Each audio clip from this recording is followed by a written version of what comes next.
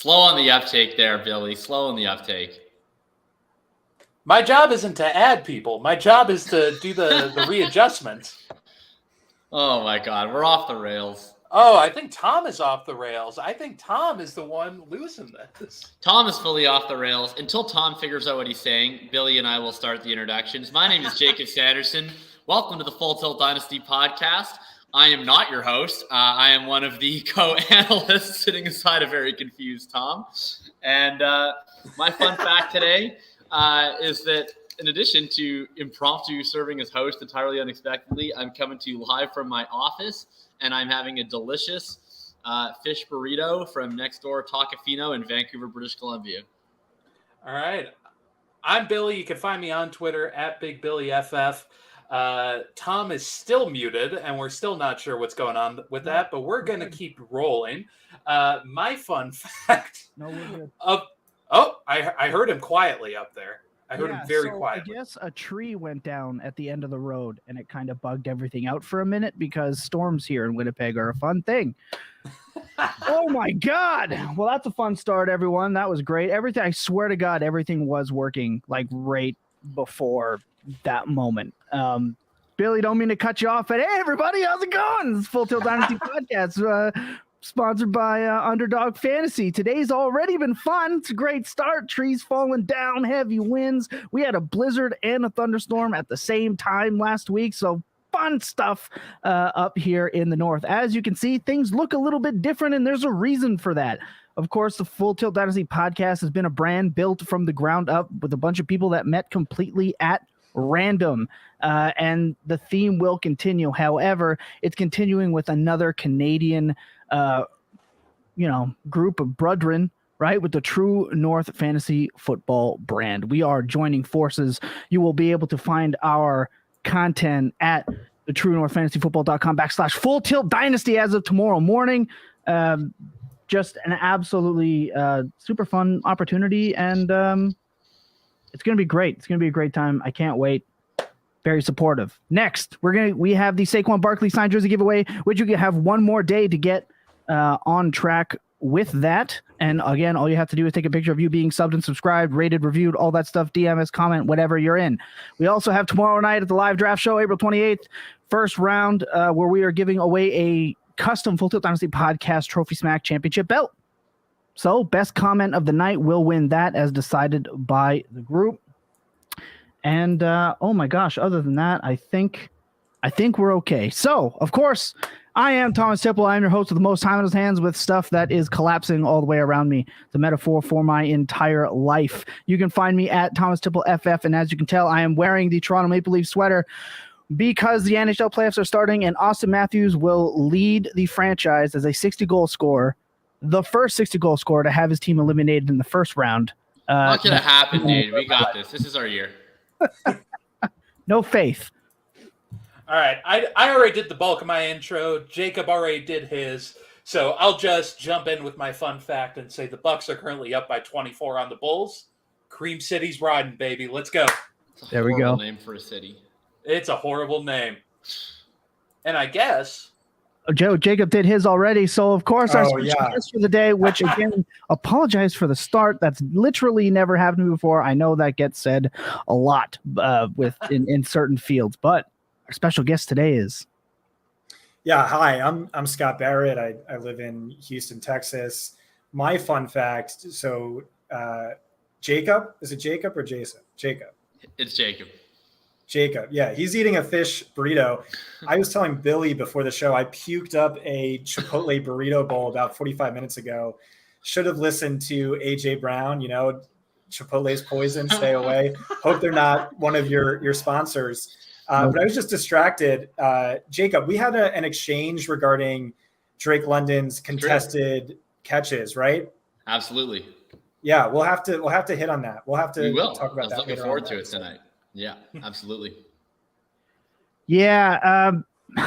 Again, with Scott V from Fantasy Points releasing his wide receiver model, I had mentioned that I am nervous now for my bet tomorrow night about Drake London being the first receiver off the board. After reading that, I am now a little bit concerned. There's a couple of things we're going to touch on tonight. We are going to touch on said article with the wide receiver profile. Cannot wait for that. We're going to touch on the new rankings, courtesy of Scott over on Fantasy Points. Obviously, prop bets and fun stuff like that for tomorrow night's draft, and generally just a great time. I mean, I'm ready to go. Scott, I just wanted to start off. Fantasy Points obviously is a top tier site. Where did the idea for Fantasy Points come from? Like, where did that begin? Yeah, it all started with John Hansen like 22 years ago. He was really a trailblazer in the industry. He started before Matthew Berry. He really helped to shape the industry and what it's become. He started with, I think, like an email newsletter, or maybe even a printout newsletter that later became fantasyguru.com.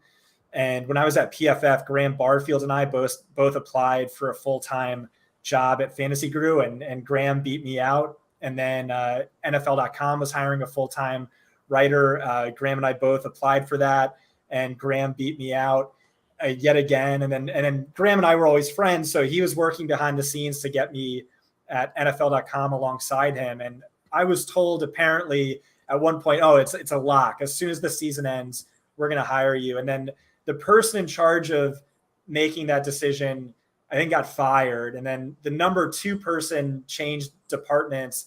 And then the fill-in who was notified to hire me got fired within the first week. And so that never materialized. But John Hansen sold Fantasy Guru, and he wanted to start a new site, get the old gang back together, Joe Dolan, Tom Brawley, Graham Barfield. So Graham left NFL.com to go work there. And this time he was like, no, we got to bring my boy Scott Barrett on.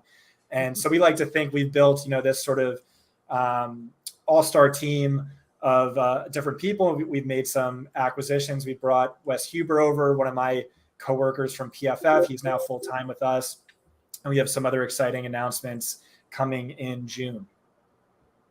See, I love that. Yeah, Jacob actually had put me on to Fantasy Points. I think, oh my gosh, it was a while ago. It was my first experience with it, and honestly, going through it and getting to learn with some of the tools. And now fantasy football has just expanded to more than just that. You guys do DFS, you guys do betting, you even do cards. I mean, it's pretty. You guys pretty much have a little bit of everything. Yeah, wait for that announcement in June. I can't really talk about it, but it's going to be exciting. We'll keep tabs, but no, I love Fantasy Points for sure. And I mean, I remember one of my first article in the industry was I wrote about the Pareto principle and capturing asymmetrical upside in Dynasty. And honestly, like an article that inspired that was like your Upside Wins Championships article, which I quoted throughout a lot of my early stuff. And I've been a big fan of Graham's yards created work forever. Like yards created from Graham and reception perception from Matt are like my 2 holy grails of quantifiable film metrics that I absolutely adore. So love everything you guys have going on. I'm super pumped to get the chance to talk to you tonight. Before we get any farther, I just want to ask one thing we like to do, Scott. The shows, especially this week, is kind of in the middle of the week, but obviously with news and conjecture and conversations running rampant, we like to do like a little do we care, where we each get to pick one little nugget that's onto it. Like, do we really care about it? Because there's 672,421 other podcasts with twice as many articles and triple the amount of awful tweets about it, that we don't like to sit here and hammer home things that have been done and really, really beat to death. Is there something that's floating out there right now that really has drawn your attention that you haven't just hammered home to death as of yet before tomorrow? I don't know. I guess just basically everything in a mock draft, like everyone's mock draft is going to be extremely wrong. No one knows what's going to happen. So, I think your mock draft just came out. Do we care? I don't know. I don't know what to do. And the thing I was tweeting out earlier today was like, everyone's trying to be the most accurate mock draft, but like every mock draft is going to be insanely inaccurate. Like, why not just do a really fun mock draft? Like, give one of the New York teams, both elite corners in Sauce Gardner and Derek Stingley, have Chris Olave trade up with the Bears in round 1, pair him back up with Justin Fields, who he smashed with. Just sure, you're gonna get that pick wrong, but like have some fun with it.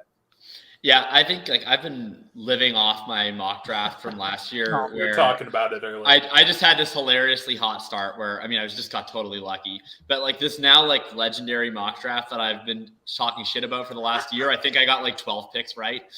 But like that's what it is. I mean, right? that's like almost as good as Josh Norris's, which won the Giant Trophy. Yeah, Scott, he's giving himself too much credit. He refers to it legendary, but he's the only one who refers to it. Well, look, I think it's legend lives on, really. Never forget 7 for 7. You did start off with 7. And in honor of that, I will actually be dropping who I think will be my top 5 so I can get that horrifically wrong. But let me tell you, as the person that controls the content that goes on this show and is released after, if you think you've heard Jacob talk about a 7 for 7, if I go 5 for 5, probably at least 4 of the people out of our 7 that work with us are going to leave the show and broadcast, because I'm going to be work 4 hours a week, 40 hours a week uploading that clip over and over again. Just that clip. We obviously got Toronto Dave. We got Trav. We're in the chat. We're getting back on track. We started off with this, initially this was called a bonus episode, and we all know how the Full Tilt Dynasty bonus. There's no better way to shepherd in a partnership with a Canadian podcasting company than to have like a tree fall down on your street due to a spring storm. I think that's honestly perfect. Yeah. But luckily we got it back. Look, one more thing I wanted to ask you, Scott, about fantasy points. There, as I mentioned with the Do We Care, there are so many sites and places to get fantasy content now. Like, it is officially thrust in the front of everyone's mind. It's not just a gimmick or just a niche anymore. What is it with fantasy points that you feel really drives people to the site? Especially it's a pay to sub website for most of the content, which, I mean, that's obviously not a lot of places can really pull that off. Yet Fantasy Points is not only doing, but it's doing it the right way and very well. What is it that really sets them apart? And what's your favorite tool? The best tool at our company is Graham Barfield. He's just a total tool bag. So I think the one thing we do really well is content. I really think we have like the best content in the space. My favorite fantasy analyst and writer is Wes Huber. I think he does phenomenal work. The one thing we don't do well is I don't think we market ourselves really well because like the content is so strong. Like, even if you look at my articles, like I've chilled on Twitter in comparison to when I was at PFF, but my content's never been better. But some of my articles that used to get like 150 retweets at PFF are getting, like 20 max at now that I'm at Fantasy Points. And part of that is because of the paywall. So I've been sort of lobbying behind the scenes to try and do more with that. Maybe no paywall entirely for the entire off season, or just paywall gets applied retroactively after a day, something like that, just so more people are aware of this content and how good it is, which I really do. Sure, I'm biased. Think it is among the best in the space. And then as far as tools, I'm biased towards all of my own stats, expected fantasy points, schedule adjusted fantasy points per game during the season. We're going to add some more stuff. I'm hoping to get slot versus outside wide receiver fantasy points per game allowed added this season. My athleticism score, sports score, Jeff Henderson's WAR fantasy wins above replacement. I think we have a lot of really good tools. And again, June, something big is happening in June. So be on the lookout in June. I almost want to have you back in June to make I'm excited. I feel like the announcement should come first. I mean, we did have Austin Gale here before Good Morning Football did. That's awesome. I love Austin. It's not the first time we've broke ground on the Full Tilt Pod, so just keep us in mind when you're about to break that news. Thomas Schilling live on the pod. Hey, you have to. That's the game. That's why I'm here. The game. No, I love that. And again, now that I've been introduced to it, especially your ranks, which I do most definitely want to talk about. But before we do that, I just want to take a second to give everyone kind of a break from the start of the show, give everyone a small break of our voices from the now, and take a look at a clip from last year's live draft show as we head into it tomorrow. We're going to take a second. When we come back, the show has grown a lot, and you will see that with these clips. So sit tight. We'll be right back. 30-second break before we come back with Scott Barrett of Fantasy Points. I think Fields should have gone 2, and I think Fields should be the pick here, but I'm sticking by Sewell for now. Sewell would be my pick. You got to protect your franchise quarterback and Goff. Just Corey, you got 80% of the way through that with a straight face. Cole T was team don't worry about protection here. So, I mean. Hey, that's why he has 2 kids.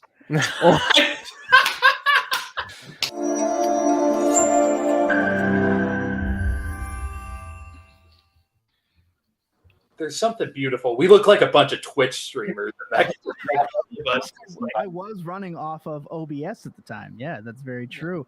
Shout out to Cold T and Corey Spala, who were on our show last year. Obviously, I don't think Cold T is too worried about that Jamar Chase pick anymore. I think he's pretty happy with how that worked out. Although Billy did post a graph about how many times Joe Burrow got hit last year. So that hit the Twitter streets. He's still reeling from it. I'm like randomly on Bengals Twitter now. Like that got so much engagement with Bengals Twitter. I get like recommendations. It's like the Cincinnati Bengals are in the news. I'm like, oh, okay. Guess I'm a Bengals fan now. Scott, one thing, you've obviously been on the fantasy Twitter world for a while now, especially with your time with the other companies you mentioned. One of the things that I've noticed in I think the 2+ years I've been around here is the team.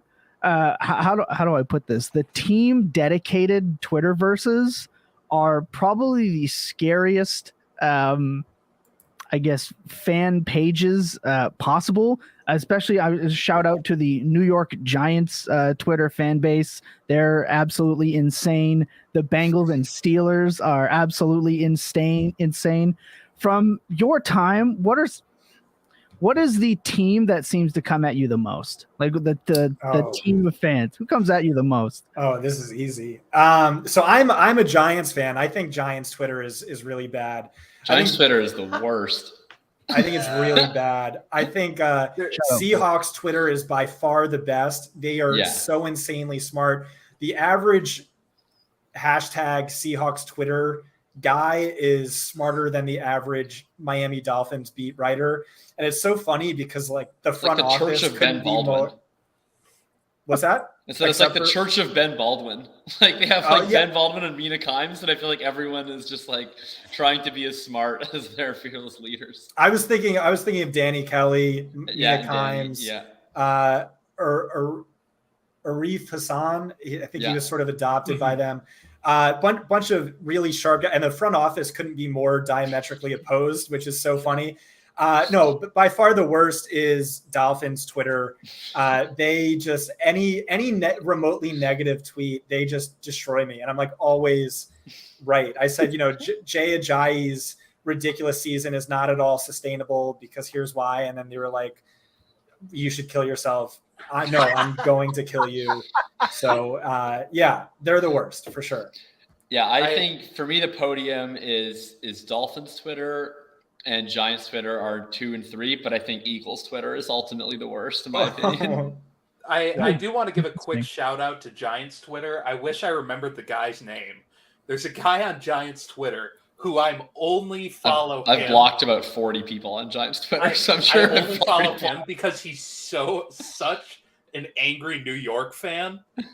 Like anytime something remotely bad happens to a New York team, I go to Twitter because this guy's just screaming down a timeline. I love that. I'll have to pull up his name and give him some credit. But I actually like a lot of what we got out of Tony's rookie year. I don't know what's going on with him, like from up here wise, but like I remember when the pick came in and just like everybody and myself obviously included, it was just like making fun of the Tony pick. online. Well, you turned into the Joker. I mean, the Giants Twitter replies to that was just endless entertainment. They were so upset. I do love that. For me, being a completely unbiased Baltimore Ravens fanatic, unbiased, I tell it like it is, and I'm not a homer at all. I do got to say that me versus Cleveland Browns Twitter has been a fun pastime of mine for seemingly ever. But I want to shout out Troy King because he is my king of Dolphins Twitter as we rag on Dolphins Twitter. I do love me some Troy King, friend of the show, former guest. Love that man, but it is a tough scene out there. And I do agree with the Eagles as well. That one's Maddie, you got to talk to your people. Look, let's hit the primer, Scott, because again, I mentioned off air, I didn't think that I was smart enough to really fully get through it between Jacob's articles and your primer. It was a tough scene for my brain when it came to digesting. Had to go through it 3 times because the information was done so well. What's the process going into writing that? Like, where do you start? Because an article that's that in depth and a piece with that many working parts, obviously you got to start somewhere. What was it for you that this is the first thing I'm going through and working your way down? Yeah. So maybe I spent like 2 weeks just researching and just dumping stuff into a Google Doc and just bullet points and things I need to hit on or go back to. And then I started writing, and I spent maybe 2.5 days just in the Drake London section. And at that point, I just was severely depressed. And it's like, what do I want to do? Who am I writing this for? Like, most of my followers and our subscribers at this point just want the names. It's like, all right, we trust you to do the work. Who are you showing off for? If you stack up all of the rookie articles I've written this offseason, it's 50% the length of The Catcher in the Rye. And who wants to read that? Maybe like 13 of my super diehard subscribers. So the question is really like, again, I kept asking, who am I writing this for? And it's just, I'm writing this for myself. It's I do it for me because I really enjoy it, and I can't do it any other way. So I had the final article, just the list of rankings, no words. And that's for 99% of the subscribers. And the other stuff is just for me. And you were saying, yeah, it's tough to comprehend everything in that piece. And like, hey, like same, like I'm not smart enough to even understand it. I stared at my rankings unblinkingly for 9 straight hours trying to rank my top 3 wide receivers. And I just couldn't. It's just like, it's so difficult. But yeah, that's the article. If you want to read half of The Catcher in the Rye, except about rookie prospects, you have that. Boyd in the chat seems to have an answer for you to solve your problems on people reading through. He says, I'm a simple man. If it says Drake London, I click. So that was it. That's all you needed. Apparently that's the way. No, it can be tough to write those articles, and you can tell it's a passion project. You can tell it's really something that goes in. How do you, you know what? You answered that question with your last handle, with your last answer. So I don't even have to ask that. What was the biggest surprise to you by the time you were done? Like, obviously you go in there with an idea of how players are, and then by the time you're done writing it, what's the biggest surprise? The biggest surprise is I thought there would be some clarity. I really thought, all these words I've written, I'd come away more enlightened. And then it's still like Drake London. Okay. The model says he's wide receiver 1, but I see this very damning red flag. There is Jamison Williams, wide receiver 2, but I see 2 extremely glaring red flags. There's Chris Olave, wide receiver 3. I see 1 very damning red flag. There's wide receiver 4, Garrett Wilson. Minimal red flags, but he's still wide receiver 4. And then Treylon Burks, wide receiver 5, another damning red flag. And so I did these models because I don't like the subjective. I want to know what is predictive and just like, okay, here's what's predictive and why and how these apply to these wide receivers. And now ranking them is easy. And for this one, it's just, I have no idea. And I think Billy was asking me before the show is like overall thoughts on this position. And it's like, no one wants to hear this answer. This is the worst answer to give the listeners, but I just think it's naturally very polarizing, very boomer bust class where you take your top 7 wide receivers, a random 33% hit massively, a random 33% bust massively. And I don't really know who those are pre-hindsight. And that's the answer I hate to give, but it's unfortunately the answer I came away with. Yeah, and it kind of lines up with what we were saying in our rookie countdown. Like, we got down to the top 4, and for us it was Burks, Wilson, Williams, and London. And we kind of just said at that point, anyone you have number 1 in that range, like, we're not going to be too upset about it. And I mean, you have Olave at 3 too, and like there's no real like fight in that, because it really does feel like a lot of these guys, it's just going to be a coin flip on what they do in the NFL. I'll fight Olave because, as I said on Matt's show this weekend, every week I just take a stroll down my street. I go into a local Denny's. I say, okay, who's the seniors here? Who gets 15% off?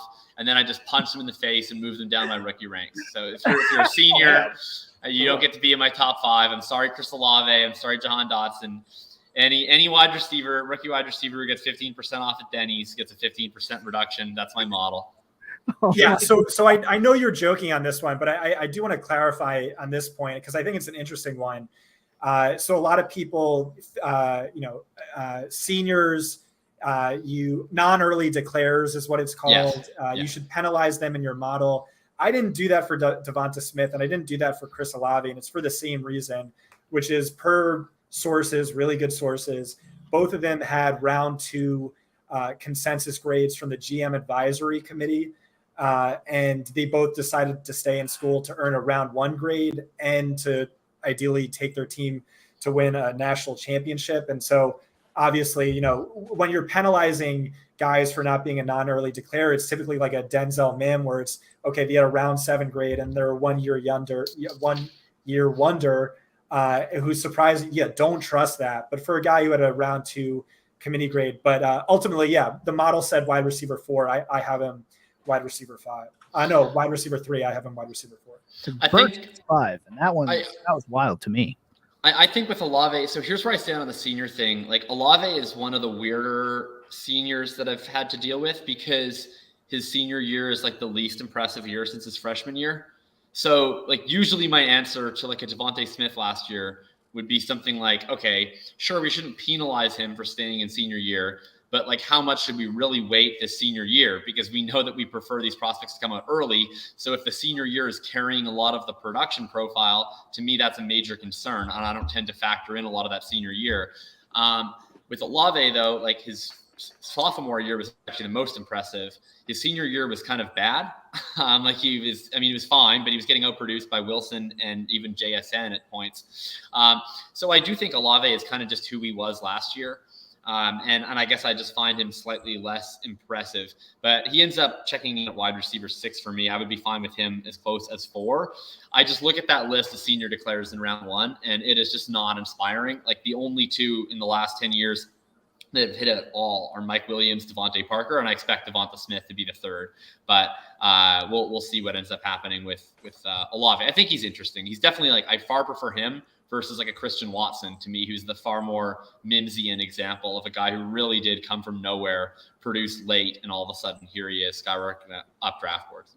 Yeah, Olave's situation is weird because I said this on the countdown. It's really strange to just say, he is a senior and he fits into that classification, but he could have just came out last year and would have just been in the draft. He would it's such a weird situation. I guess I just wouldn't have liked him that much. I don't know. I think he would have been fine last year. So like if he comes in last year, if this senior year didn't happen and say he came out as a junior, we lop his senior year off existence and we only have his 3 years to look at, and say he gets that round 2 grade that he would have gotten last year. Like where would he rank? Because to me, like round 2 Chris Olave with his 3 years, like that's still kind of the same ish as like round 2 Skye Moore to me, maybe a little bit worse. So that's why he ends up still below him to me in the rankings, because if what he has over those guys is draft capital in round 1, I just don't care about the draft capital that he gets in round 1 by staying as a senior, when to me, like I don't want players that are seniors. So I'm not going to reward him for moving up from round 2 to round 1 by staying for a senior year. Yeah, I will just say, I think his sophomore season, like you said, was really impressive. His junior season was significantly more impressive than Garrett Wilson's, and there's really not much of an age gap between them. Remember, Wilson played an extra game. He had about 60 extra routes.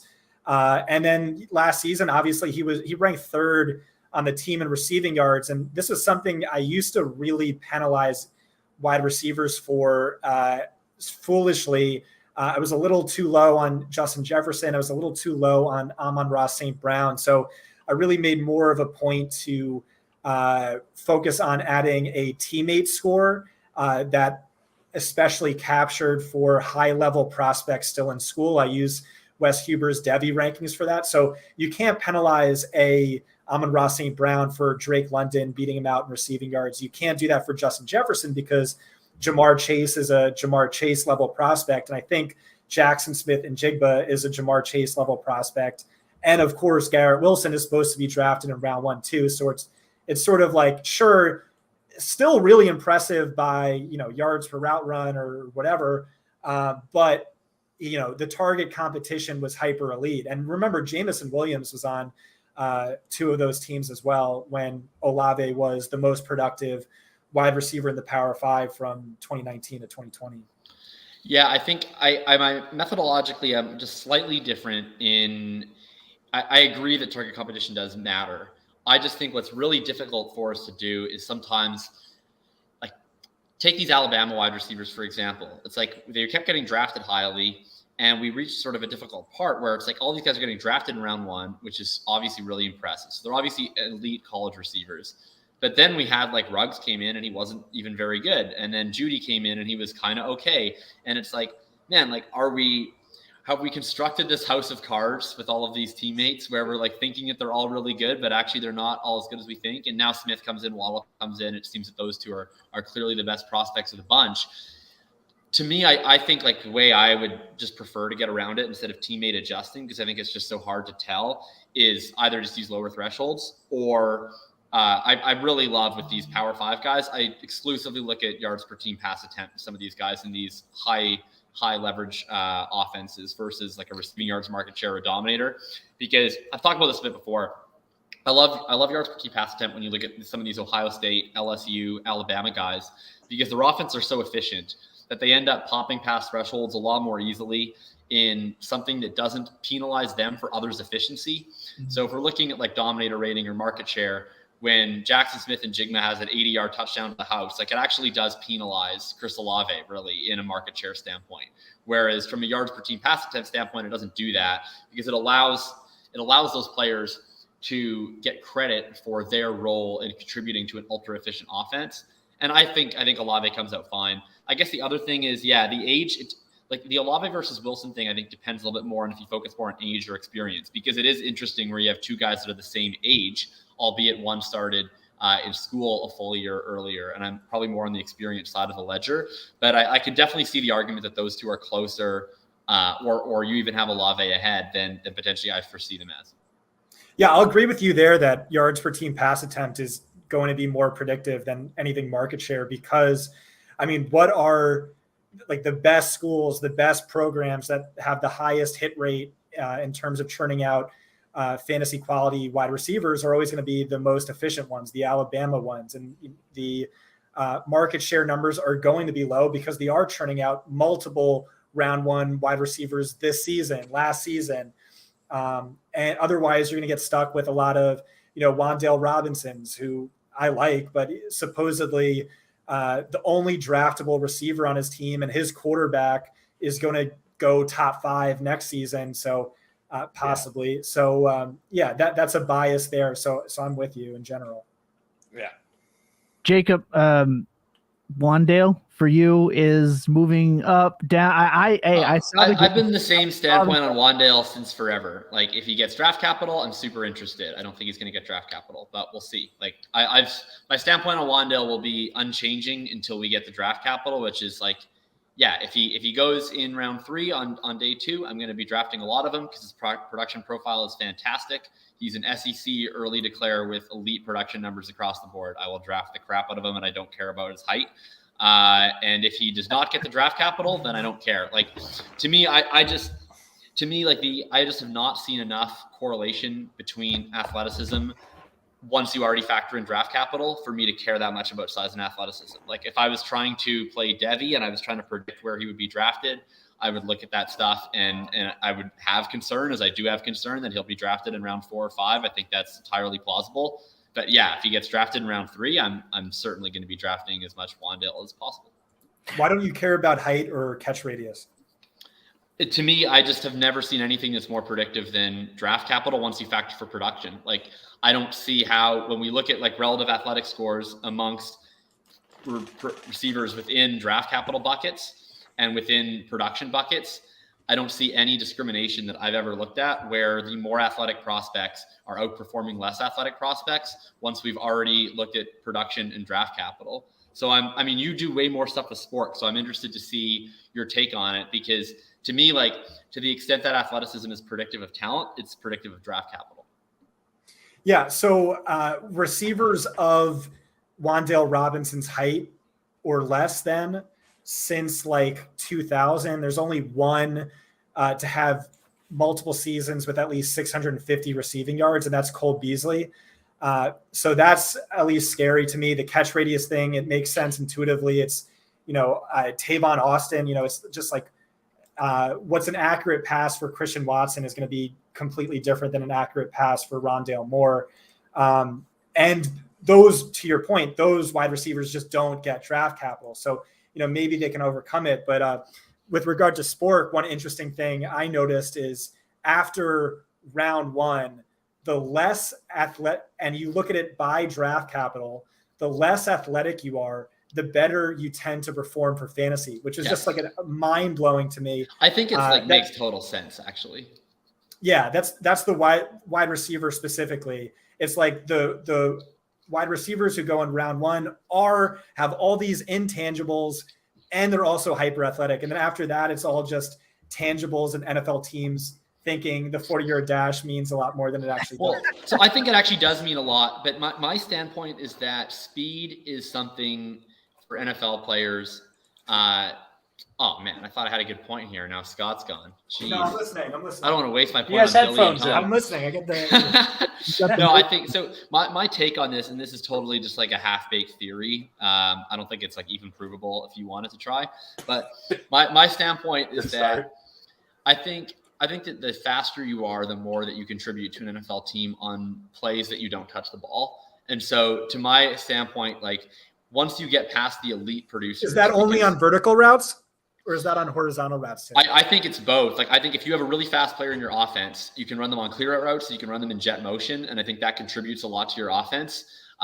Whereas, like a player like a David Bell, to me, like I guess he might be helpful in run blocking, but like in terms of pass plays, to me, he's primarily going to be contributing on routes that he's catching the ball. Whereas like a guy like a Jameson Williams, like I don't think he's going to be the most productive wide receiver in this class, but it wouldn't surprise me if he goes like top in the draft, or even if he's necessarily like, he might be the most impactful. If you look at stats like at Deshaun Jackson and his impact on quarterback performance over the course of his career, even though he's not like the most productive receiver of all time, he's arguably one of the most helpful receivers of all time in terms of contribution to his offense. And so to me, like I look at some of these guys in round 2, round 3, and the NFL just isn't drafting for PPR scoring. Like I buy that a Donovan Peoples-Jones running a bunch of clear out routes is like actually helpful to an NFL offense. Like maybe he isn't, maybe he is, but I buy that that's plausible. Where if you're like a tertiary option in an offense, that it's probably more effective for that tertiary option in offense to run a 4-3 than it is to have like a 4-6 guy running out there, because he's not going to be drawing that safety help and helping clear things up for better players. So I think like once you get past round 1 where teams need producers, I think if teams are drafting in round 3, round 4, round 5, it actually doesn't surprise me that the more athletic guys are filling real life roles, while the less athletic guys are actually contributing mostly to their team in a productive capacity that helps for fantasy. I think that's really interesting. I've never thought about it like that. Of course, I've heard the Will Fuller, Henry Ruggs argument that, even though he's not touching the ball, he brings this added value to the rest of the players. And certainly, all right, pin the safeties back, clear out everything in the middle for Darren Waller. My only question is, but like how easily replaceable would that be? Just like Tyquan Thornton's supposed to go in round 5, and he has the best 10-yard split of any player I think, ever. Maybe Chris Johnson, but that's more of an urban legend than an official time. Yeah. No, I totally agree with you. Like I put out even a tweet, like I think it was after MVS signed, where I was like, why do teams keep signing these like Z receiver wind sprinters? Like they continually get money. I'm like, you can draft these guys in round 4 and 5 like every single year. You're not even going to throw them the ball. Like you can find like the Chargers to me are a team that is smartly run, and it doesn't surprise me that they had guys like a Jalen Guyton and a Tyrone Johnson who they're paying nothing to, and they're like taking minimal capital, and they're just sending them on love of the game routes like time and time again. The perfect example of that, by the way, was Chris Hogan during his New England tenure. Just 9 routes all day. Just run. Did you know that Chris Hogan played lacrosse? Oh wow, really? Did he? That's a flag football route. Just go. You there, take off. Yeah, one thing with Wandale, Jacob, you say that it's not really going to matter as long as he gets the draft capital. But as Scott was saying, things like catch radius and kind of being a little more difficult to maybe use for certain quarterbacks. There's got to, even if he, let's say in a perfect world, Wandale Moore. There you go. Yes. Yeah, you've seen my Wario memes. Let's one drink. Let's say Wario Robinson goes to a team with a god awful, inaccurate like quarterback, like a Zach Wilson type guy, but it's in. Oh, I have high hopes for Zach Wilson. Yeah, me too. I'm excited for you too. It's first name. Oh. Everyone turn on Tom real quick. I think another tree fell. I got to go. No, but let's say he goes to just a really inaccurate NFL quarterback. Even though he has the draft capital, his size then still doesn't worry you because you're just convinced that it can be overcome? Or I mean, I'm not like convinced of anything. I just, to me, like everything that Scott said about like, oh, like, you know, people this size haven't had this production. Like, yeah, I mean, if you look at the draft, like people that size just don't get drafted highly, which again, like I think he probably won't. Like I think this is probably a moot discussion, and he's probably going to go in round 4 or 5. And like once you get into day 3 receivers, to the extent that anything is predictable, you generally want to go for like small school, like super producers, and it doesn't really matter how old. Like that's kind of like the model that works, if there even is a model that works. Once you get into day 3, there's no longer, to me, like good prospects and bad prospects. Like all day 3 prospects are probably bad prospects for wide receivers, even the best ones. So if Wandel goes round 4, round 5, I'm not really going to be too interested. I mean, maybe I'll take some for last in the 4th round of rookie drafts. But yeah, like to me, like, you know, just there's been so few that go in the early rounds that I guess to me, I'm really resistant to bringing into factor like things that complicate the process that aren't proven to matter. And so I guess to me, like, because the sample size is so tiny with actually good, productive, early producing prospects. Well, the small sample size is part of the sample size, where it's just that the NFL doesn't want to take these players. Right. Yeah. Which to me is like I've never like once been like caught alive saying like, I guarantee you Wandel Robinson will get good draft capital. Like, in fact, I don't think he will get good draft capital. Right. Exactly. Yeah. And so that's the counter to it. Like, and it's, so to me, it's like, but I just don't care. Like, to me, like the NFL draft has its place, right? I think he pops well in terms of the productive stats. And I think that if he does get draft capital, then like there's no circumstance in which Wandel gets good draft capital, and I'm looking at an SEC super producer and I'm not going to draft him because he's too small. It's just not going to happen for me. I think it's entirely likely that he doesn't get the draft capital, and there's a very long history of NFL players who have fantastic production profiles who don't get draft capital, and those players are usually bad because the NFL is telling us, like, we've looked at this player and we don't think he can play, either because they're too small, because they are too slow, because they can't separate, whatever it is. But to me, like, once we get the draft capital, then it's like, okay, once you get the draft capital, once you get the production profile, you know, then I'm willing to take bets on those guys. Like, you know, maybe say Rondale Moore ends up not firing, say Wandel then gets draft capital, he ends up not firing. Like, maybe now we can look at, say, okay, maybe now we can start to draw some more conclusions. But to me, the sample is just so tiny of guys like that who have been drafted that I'm just not going to say that a small guy can't succeed in the NFL. But I think the NFL might say that for me, so I think it's fine. I think one counter you can make is I mean, he's just 1 inch shorter than Steve Smith. Like I rattled off that stat. It's like Cole Beasley is the only player that short in 20 years. But it's like, guys. what does, exactly. So how much does 1 inch difference make? I'll also say, like, I'm actively trying to beat the NFL draft with my rankings. So I'm not looking at draft capital, but like with Jacob, that's going to be a massive variable in my model once I run it after the draft. And then just specifically with Wandel Robinson, where he's sort of unique, is he was the number 1 all-purpose running back coming out of high school. Yeah. And he split time in his freshman season, 50-50 running back, wide receiver. So there might be some untapped potential there. I think he's a really unique prospect. I keep continually like trying to make the upside arguments for him, even though his profile's fraudulent in the same way that Treylon Burks' profile is fraudulent. Huge, like, slot only, and that's less meaningful and that's less predictive because you're running routes against linebackers with plenty of space. You're never up against a legit sticky nickel cornerback, and like I said, the teammate score and things of that nature. But he is a player I'm definitely rooting for, but I do think he's going to get day 3 draft capital. Yeah, I like and it kind of became a joke on this show for a couple of weeks that I was the anti-Wandel Robinson guy. But in reality, like the size argument. Yeah, anti-Wandel. I like to be anti-Wandel.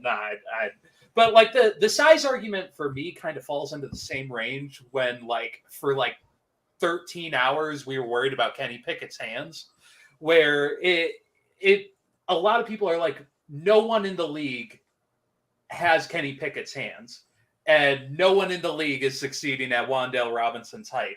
But for me, that feels really similar in saying, like, there's years of football that weeds these players out. Like there's years of, high school, middle school, little league, that's baseball. But like, even like just playing in the college practice, there's so many instances where players just get weeded out of this next level. And the fact that these players are still here and getting talked about potentially going early in the NFL draft with these hindrances should talk more about what the rest of their profile provides, because it talks more to say what Kenny Pickett can do as an accurate passer, what someone's deep arm could do, what Wandel Robinson provides as an agile player. I mean, like you said, he was a running back coming out. So that's how I always approach some of these outlier, like, physical traits in either the good or the bad sense, going both ways. I know. Shout out to Toronto Dave. Almost got Billy to tilt. Almost got interrupted mid-sentence again. And Dave, I just want to let you know, I tried so hard to make my my cuss button work, not just for me, but this son of a didn't actually work properly. So I can't bleep Billy out in the middle of his sentences. I tried really, really hard. Yeah, I'm sorry. One more player I want to talk about before we take another quick break. We're at 49-ish minutes. Just one more player. Scott, you haven't referenced your non-Power 5 wide receivers, and of our guests, whether it be Pat Dougherty or Austin Gale that we've had on the show, you are the lowest I have seen on possibly my favorite receiver in the whole class as Skye Moore. Oh, we're gonna fight. I didn't even know about this. You have him at 10. I just want to reference below guys like John Mechie, who you have at 9, Christian Watson at 8, George Pickens at 7, Jahan Dotson at 6, and then obviously the Burke, Olave, Wilson, those guys. But you have Skye Moore. It's gonna be a war. 10. Let's do it. I thought we were gonna fight about London, but I'm gonna fight you way more about Skye Moore. Billy's gone. I don't need to be here. Yeah. So I will say perception just naturally plays a role in anyone's rankings. Like, someone tells you this movie is amazing and it's just a mediocre movie, you're like, this movie sucks. But if you go in to see a mediocre movie and they tell you it's horrible, and you're like, oh, this movie is amazing. So like, perception plays a role. And everyone I talked to told me Skye Moore, love Skye Moore, my Dynasty co-partner TJ Calkins, he's like, we need him at every single draft. So I expected to love him. TJ is like rarely wrong. My film guys are rarely wrong. And I just did not love him. I did not love the statistical profile. And I didn't love the tape. I saw one speed. I'm not a tape guy, so like throw that out. But I saw one speed route running. I saw not as much separation as I hoped. I heard comps to Golden Tate. I did not see anything really that impressive after the catch. And then to get into the statistical profile, I saw some flaws, and like maybe these are somewhat nitpicky, maybe they're not. But my model has a natural bias against non-Power 5 wide receivers. And you know what? Guess what? So do I. I just really do. Like the hit rate is really bad. He did not face any Power 5 teams, or he faced one, and he was really 1.62 yards per route run against Power 5 opponents. Really not good. And then you just look at some of the nuance to the things he did have going for him, which you can say is breakout age, his impressive final season. He averaged 108 yards per game in his career best final season. But guess what? That pales in comparison to Dwayne Eskridge's 2020, who had 128 yards per game. And was like 68 years old. Yeah, you could say, granted, you could say Dwayne Eskridge is significantly more older, but at the same time, he was playing cornerback the year before. He was literally playing cornerback the year before. And it's not just comparing him to Dwayne Eskridge. We should compare him to Jayden Reed, because his breakout 2019 freshman season pales in comparison to Jayden Reed's breakout freshman 2018 season. Moore was significantly younger. He was 18.4 versus 19.0, also a true freshman. He was saddled with significantly inferior quarterback play. He was playing with a UDFA and John Wassink. Meanwhile, Skye Moore was playing with the consensus QB8, Caleb Ellaby, and he was still competing for targets with Dwayne Eskridge at the time, who was playing wide receiver with Jayden Reed. He was playing cornerback that first year with Skye Moore. And so it's just a number of different things. Yeah, again, wide receiver 10, I don't see Christian Watson upside. And like Christian Watson's upside is insane. The tape did not wow me. My model hated Alec Pierce. I love the Alec Pierce tape. The explosion off the line was incredible. If I'm being really honest, I don't know that I liked him significantly more than Jalen Tolbert. But again, perception is everything. And these guys, people hype me up like he's a top 5 wide receiver in the class. So I'm eager to hear your rebuttal, Billy and Jacob. Yeah, I want to jump in because I know Jacob is very heated on this. And I'm more focus on his face. I more just have a question. You talked earlier about the draft committee and kind of what made Olave want to go back, Devonta Smith go back. They were rumored to be told they had second-round draft capital. So they're told to kind of go back. But shouldn't that be viewed as a respectable piece that Skye Moore came out because more than likely that committee told him, hey, you're going to get good draft capital? Shouldn't it be something to say the NFL itself is high on him? Because that's an indication as to why he came out, because he got that respect. Absolutely. And if you look at mock drafts I do projected draft capital. I don't really look at it. Again, I want to beat the NFL draft, but yeah, I think the NFL is going to be higher on Skye Moore than I am. That's fair. Yeah, that's super fair. Jacob? Yeah, my counter, and I would say this is just like a macro counter to probably like the source of every disagreement that I would have with Scott, is that I'm just saying, like, I oftentimes, like, whenever I'm having a disagreement with anybody, like, or even in a trade discussion, right? If you're having a trade discussion, you're going back and forth, like, why can't we get this deal done? Like, I think everyone should take a step back and be like, okay, what is like the general like input or just like macro belief or whatever that's like what is standing in the way of us from agreement? Because then, like, once you realize like we have different principles on this one matter, like you just like come to an acceptance. I think that would be like an effective way to just like think about it. Like, for instance, in political opinions. Reasonable take from you, Jacob. I think like probably like the macro difference is that my like underlying principle for wide receiver evaluation is that I think the burden of proof relies on the plaintiff in a sense to like tell me why I should care about anything beyond production and draft capital. And when I say production, I mean age adjusted or experience adjusted production. And to me, like the first that thing does I try all to the do, heavy lifting in my model is age adjusted production and efficiency. So the first thing that I like try to do whenever someone talks about athleticism or conference level or teammate or whatever, and it's like, okay, he has athleticism, by the way. He's a 90th percentile athlete by my. Oh no, majorly. I'm saying just like in all of these guys, like just in general, right? Or whether this be separation, whatever it is, I'm like, okay, could this be something that's describing something else?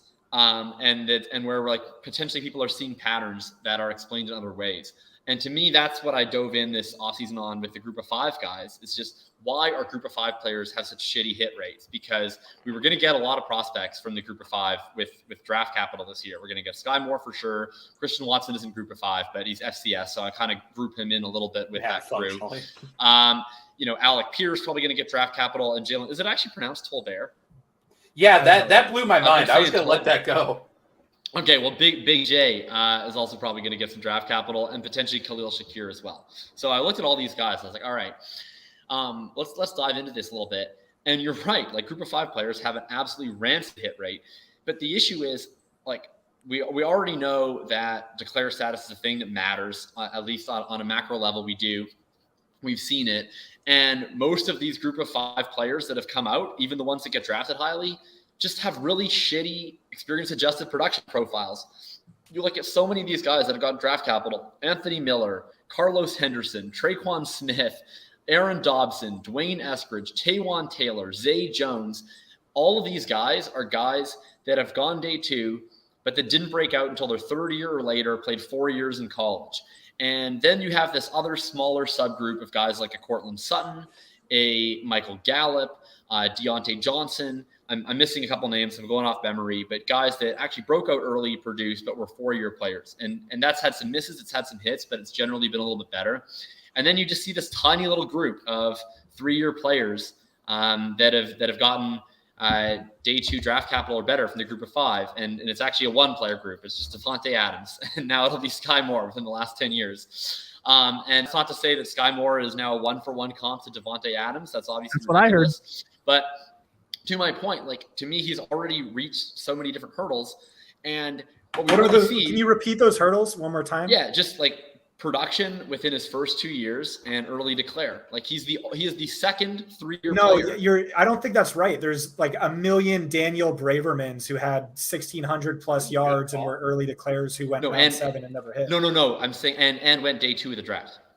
Oh, you're factoring in draft capital. Okay. I'm always factoring in draft capital. I don't give a shit about guys on day 3. Like I'm trying to beat the draft, so I'm trying to throw that out and then add it back in later. So to be very clear, like to me, I'm not trying to do that. I'm completely ambivalent about the players. Like my attitude is just the way I look at it is the NFL tells me who they think is good. And then how close do you think your rankings are going to be to actual rank order draft capital? Not, but that's not what I'm trying to do. Like, so what I'm trying to do is like, I'm looking at as a layer. I'm looking at draft capital as 1 layer. And then I'm looking at the production profile as a 2nd layer. And so to me, I'm just looking at like who's good contingent upon getting draft capital. So guys like David Bell and Wandel Robinson, to me, profile as guys who, if they get draft capital, look really good. I'm also like, if I'm in a draft today, I'm approaching them with a shitload of caution because I don't think that they're necessarily going to get draft capital, and we can look at the mock draft data to try and figure that out and fill in the blanks. So to me, like I look at a guy like an Alec Pierce, I don't care where he gets drafted because to me he profiles like crap. Like he just wasn't ever productive. He played in the group of 5. He's a senior. Like I'm not interested. And then I look at all the guys and I'm like, okay, who actually has early production? And these are the guys that I'm generally interested in is early production, especially early production, early declares. And then I look at the NFL and say, okay, how many of these guys are you going to rule out NFL? And they'll say, yeah, we're crossing off Wandel. We're crossing off David Bell, potentially. We're crossing off maybe Khalil Shakir, whatever these guys are that I like. And then who's left over? And Skye Moore is going to be one of the guys that's left over. Like his profile is really strong when you factor in his draft capital. And he's going to get round 2 draft capital at worst. I think it's honestly more likely he goes round 1 than round 3. He's certainly not going to go on day 3. That would be shocking, quite frankly, if he goes on day 3, based on what mock drafts are telling us. I think his average ADP is like around 40s. So with Skye Moore, like basically what I would look at with these group of 5 guys, the group of 5 players behave like every other player, which is that the late producing, late declares generally suck. early producing late declares, of which there are more late declares because people just don't declare early from the group of 5, are hit and miss. And early producing early declares, there's not a whole lot of them out there, which shows us just how difficult it is to be one from the group of 5 that get that draft capital. So to me, if Skye Moore checks all those boxes that I would demand from any other player, just the fact that there are so much less of them in the group of 5, I really don't hold the conference against them whatsoever.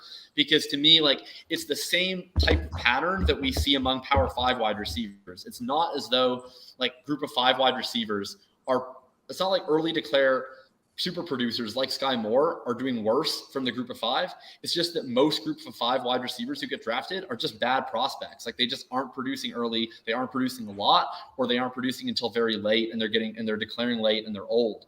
And to me, like, a lot of this other stuff, like group of 5, for instance, becomes descriptive.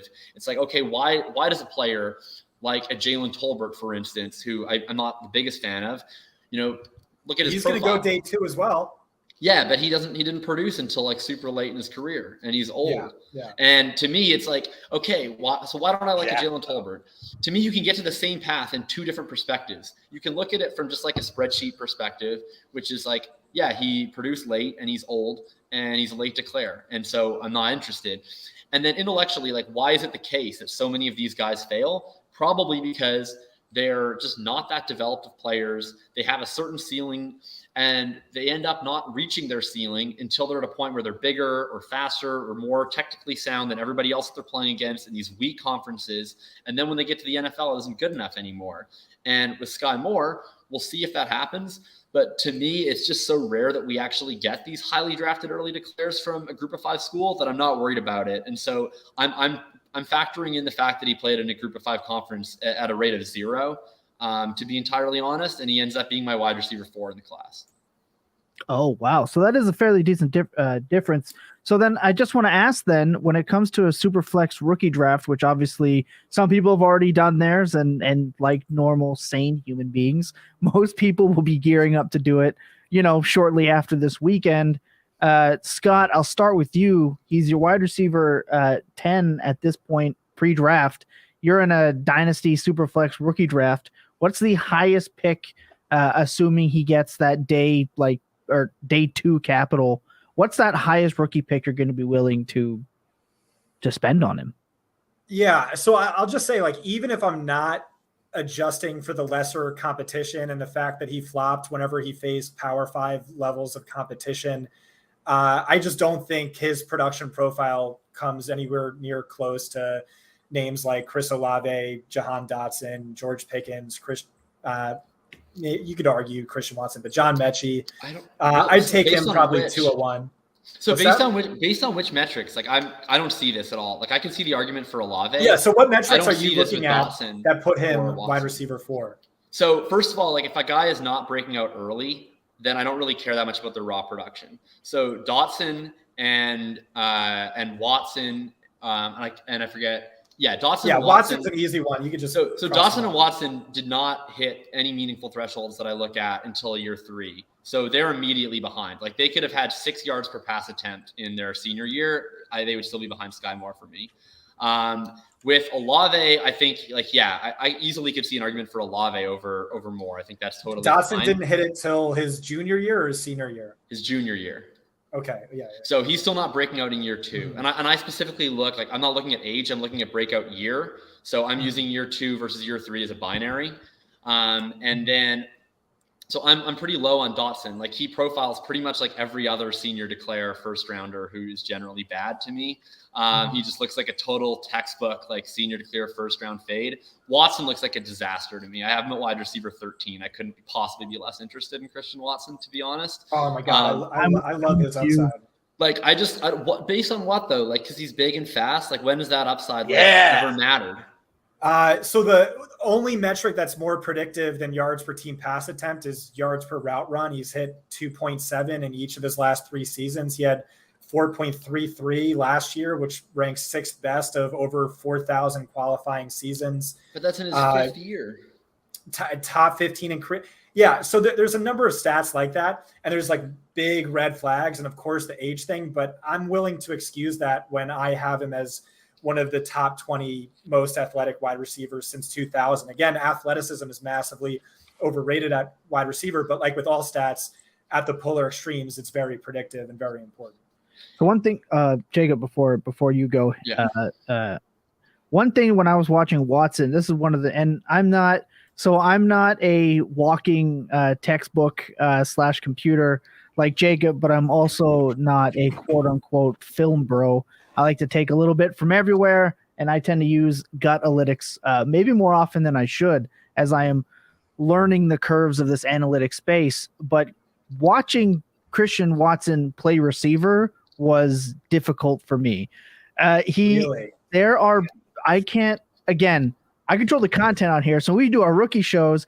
I'm doing the video cut-ups that we play while we're talking, and there are multiple times, and I made sure it wasn't just once, where he's running a deep post and he has burned that uber shitty competition that he's playing against. And it's a terrible throw. He jumps for it. It hits him in the chest with no one else. He's jumping for the ball that he doesn't need to jump for. It's hitting him in the chest, and guaranteed touchdowns are hitting the ground. I'm concerned that actually playing the position of wide receiver is difficult. And I'm referencing, and I know this is a guy from Germany who wasn't like even really drafted, but Bollringser that played for Martin, bro. Yeah, I know who you're talking about. And he's the tight end. I'm worried that Watson's going to struggle to just play the position of wide receiver and look just out of place, like someone who's just big and fast and can't play. Right. So the guy is 6'4", 208 pounds. He's by far the worst contested catch receiver in this class. He has the worst drop rate in this class. I mean, obviously, as Jacob probably knows, drop rate isn't really predictive. Yeah, I don't isn't care really about meaningful. That is a correct. That's the best thing he has going for him, as far as I'm concerned. What I look at on tape, and again, I'm not a tape guy, is he glides like only I've seen Randy Moss glide. Of course, it's against like vastly inferior competition. My comp for him was like his upside comp would be like a mortal Randy Moss. If Randy Moss were mortal, and that's just his upside. But again, shoot for the moon. At least he'll end up. We talked about Pareto principle. I'm very willing to take on risk tolerant, and like to chase upside. So when you say Randy Moss, do you mean like Oakland Raiders Randy Moss? Like that's the ceiling? Oh wait, who was the wide receiver? Who was the wide receiver a couple of years ago? Who was a mix of Randy Moss and Torello and Brian Edwards. That was Brian Edwards. I thought it was. Yeah. My comp related to Brian Edwards, my comp for Christian Watson has been Zay Jones, who was also a tall, athletic specimen who played at a crappy university and didn't break out until his third year, and then got drafted in round 2. And I've seen a lot of similarities, in my opinion. Yeah, again, 2.7 yards per route run in each of his last 3 seasons. It's just like an extremely run-heavy offense, granted with supposedly terrific quarterback play. So I think we have a disagreement on breakout thresholds. I would count that as a breakout. Yeah, which I think is fair. It's just then that's still a third-year breakout for me. So then I'm because he redshirted, right? So I'm holding his redshirt freshman year against him. Then I'm holding his sophomore year against him. And then we have, redshirt year, then his redshirt freshman year, breaks out redshirt sophomore year, and then he has decent redshirt sophomore year, junior year, and then massive. Year. Did he redshirt? I know he's 23 by the time of the draft, but I'm not sure if that was a redshirt. I think that was the second season. I believe he was redshirt that I've checked, because I believe that he was classified. I think Jalen Tolbert was definitely redshirt with the ACL, but I think he came out in let's see, rivals Christian Watson. I just want to make. He also did nothing in high school, by the way. He was just like a long shot prospect. Watson redshirted his true freshman season. As a redshirt freshman, caught 9 for 165, and then had his breakout year as redshirt sophomore, 34 for 732. Yeah. So to me, like, honestly, like once you get to you're not breaking out till year 3 and you play in the FCS, I kind of don't care what else you do. And I just want to point out that Watson had like 1 year plus 1 game of really good quarterback play, and everyone else would be on the practice squad for the Toronto Argonauts if they got lucky. I can see it with Watson. You know what? How about this? Like I have Watson like egregiously low in my rankings. I will allow like Maybe thanks to your extra push you've given me, I will move him up to like wide receiver like 10. Yeah, I mean that's at least more in line with draft capital. But yeah, I mean clearly the big distinction is breakout age, and I don't think he had that, but he did have enough of everything else with the athleticism, doing some extremely heavy lifting to make me overlook that. Maybe this is hubris, but I really certainly don't value breakout age and breakout thresholds in the same way you do. It's a tougher to make an argument for a Christian Watson or a Jalen Tolbert, absolutely. With maybe a Jamison Williams, it's a little bit easier, although he certainly has that problem too. Because it wasn't just the fact that he was buried on the depth chart in his sophomore season. He was on the field. He just didn't put up numbers, and like that's maybe even more alarming. But there's certainly some players in this class, and then you'll have. At least they also have Skye Moore above Jamison Williams. Nice. I have Skye Moore, wide receiver 4. So I have a top tier of 3, which is London 1, who we haven't even talked about yet. Then Wilson, then Burks, and then I have Skye Moore. Oh, we got to talk about Burks too. Then I have Skye Moore, top of tier 2, followed by Williams, then Olave, then Pickens, and then Watson is hanging out there in tier 3 with Dotson and Bell and Mechie and guys like that. Why don't you like Mechie? I actually like Mechie more than most people. It's just you seem to really like him more than most people. Is that is that really that? That's Mechie at 9 is like the highest I've seen, honestly. Yeah. I was on with Matt on Sunday, and I was making the case for John Mechie, and my case for John Mechie is not like that I think he's incredible, because I certainly don't. But he's not. It's like we have been vastly overdrafting, or like being told from the Sermon on the Film Mount that we have to draft these non-productive Alabama wide receivers for years because of their teammate competition and factoring in all these things in the Alabama Holy Grail. And then this year we get Mechie, who's like certainly not mega productive, but he's not unproductive. Like he actually had a pretty decent sophomore season next to Heisman winner Devontae Smith and half the year next to Waddle. And then he got outshone by Jamison this year, but he still had a really strong year. And maybe it's because of the injury. Maybe it's because his name has meh in it. But I think to me, he's almost underrated in the sense that he really doesn't look all that much worse than a lot of these like producing Alabama wide receivers. Like pretty much all of them outside of Devontae Smith have massive production red flags. And he looks fine to me. He's in my tier 3 because he just doesn't profile as special as the other folks, in my opinion. But I'm fine with John Mechie. I'll probably draft a good amount of John Mechie. Yeah, I think the one point is an important one, just the injuries and an injury adjusting his numbers. Like if you look at Canadian, Waddle, I have to support that.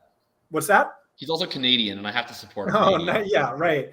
He so when Mechie, Waddle, and Smith were all healthy, Mechie like held his own. He had 72% as many yards as Smith on 80% as many routes run. He played through a stress fracture for 30% of the season, missed practice the entire time. He was injured to start the following season, averaged just 55 yards per game through his first 5, and then 108 plus across his final 8. So it surprised me. I kind of talked myself into him as I was writing up that blurb, but I have to pee. So can I take a little break for a second? Go. Absolutely. Yeah, I've been waiting for the opportunity to take a quick break here, but the conversation has been so good that it's hard to turn away. When I saw Skye Moore rated at 10, I think we got to hit the ranks. Look, everyone, we're at an hour 14 already. Scott's was brave enough to say, whatever the time you guys want to ride to, we ride. So Scott's in it now. So look, and Toronto Dave can confirm he's right next to you, baby. John Mechie grew up in Brampton, so he's right next Ontario to you. Boy. Same here.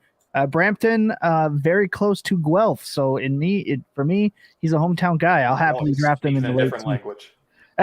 He has a remarkably interesting life. He was born in Taiwan to a Taiwanese mother, and I believe his father was, I want to say, Nigerian. And then they moved to Ghana, and then moved to Brampton, Canada, and then eventually moved to the States at 14. So how many times do you think we're going to hear that in the NFL draft? Like if he gets drafted, how they love to just talk random stories about players. I feel like that's going to be Mechie's. Look, we're going to take a quick second. We're going to run a clip back from one of our previous episodes. Just get a little bit of a break in convo. When we come back with Scott, we're going to talk a little bit more about his rankings. There's a certain running back that the, quote, film bros still love, even though the rest of the world is a little bit off. And we got some quarterbacks I want to hit on because this class, it's fun to talk about because none of us know what the hell we're doing with the quarterbacks. And then, of course, I want to talk some prop bets because we didn't get to yesterday. So sit tight. We're going to take a quick second. When we come back, we are going to dive into the rest of this. Sit tight, everyone. Enjoy. Oh, my goodness. Okay, 1 second. Really enjoy. We're going to sit tight. When we come back, we're going to get into this. All right, now it's going to work. Yeah, I get the last word every time. Yeah, he controls when the show ends. Yeah, 100%. I could just cut it right now. That's the best part. It's called fascism, Lucas.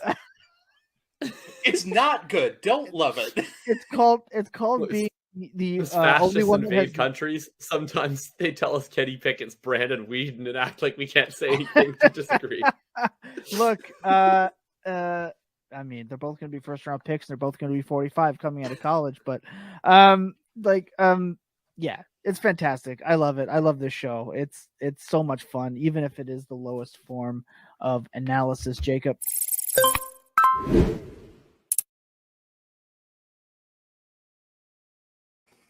Still fighting that.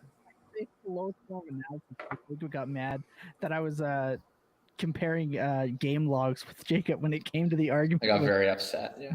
Baby hands Brandon Whedon Pickett is going to be a fun conversation. I don't understand how I even got roped into like defending Kenny Pickett, but you were just aggravating. Because like a comedian, I got like a reaction, and once I got the reaction, it didn't matter how. I just had to keep going with the bit to get Billy's face the brightest shade of red that I could. It was working.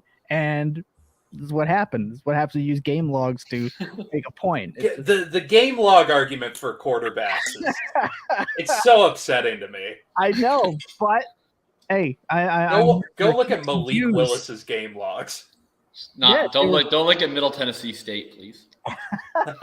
We're gonna definitely talk about that. Before we do, I just want to pay some bills really quick, and it is 1 week away from the hockey playoffs, and the place that you can go to enjoy the disappointment of the hockey playoffs, if you're a Maple Leafs fan, is definitely on Underdog Fantasy. They do have the NHL Playoff Tournament Best Puck, $5 entries. You go in and you draft.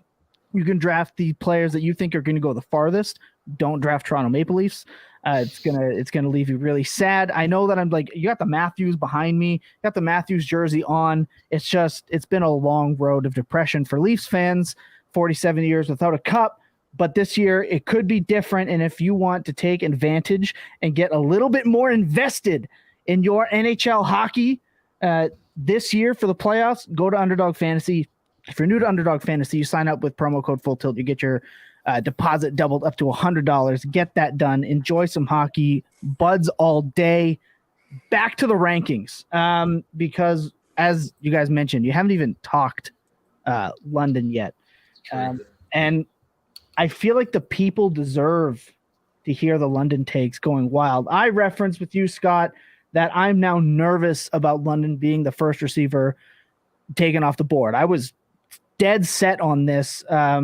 Now I'm concerned with all the red flags. You still have him ranked, though. I just had it up. I believe you still have. Yeah, he's still number one for you. He's number one for you in your rankings, but you're concerned. What is it? That seems like the issue for the class. If he's like you brought up these red flags and then he's your wide receiver one, that seems like a it really is this class. They're just riddled. I said they were waving around red flags like a fat girl in color guard. And then my editor deleted it from my article, but that's what I said. Drake London, yeah. So, I mean, I really liked the thread you made, Jacob, and I particularly liked that you were just so fair to me. And because I had the initial tweet, I didn't have any opinions in it. It was just a stat. And then someone pointed out like, oh, it would have been better if you did this. And I was like, oh, you know what? You're right. And had that in your article. You're like, to be fair to Scott, he said. So I appreciate that, but I didn't really think you disagreed with me at all. I thought it was basically exactly what I wrote up in my article, which was like the overall profile is like he's probably a tier unto himself wide receiver one. You look at breakout age, he clearly has it as an 18.1-year-old true freshman.